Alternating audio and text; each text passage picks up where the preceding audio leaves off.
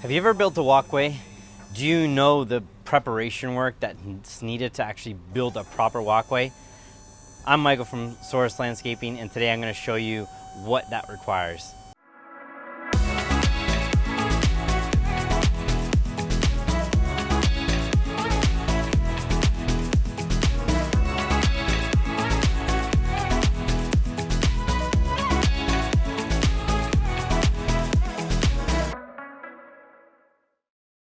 So the guys are busy working away.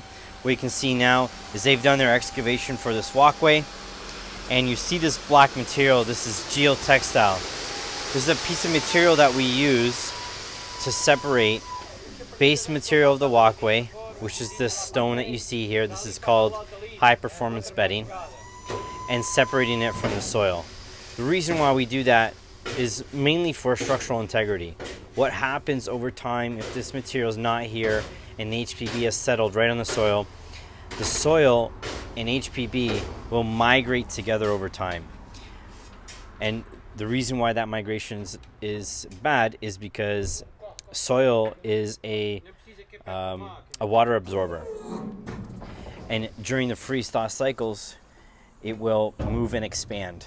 And so over time, the soil will compromise the integrity of the walkway, making it heave and move around a lot more. So geotextile is basically cheap insurance. You guys are going to spread this out, get the base ready.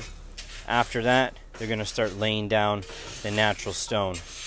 So if you're planning on building your own walkway or patio, make sure you do this.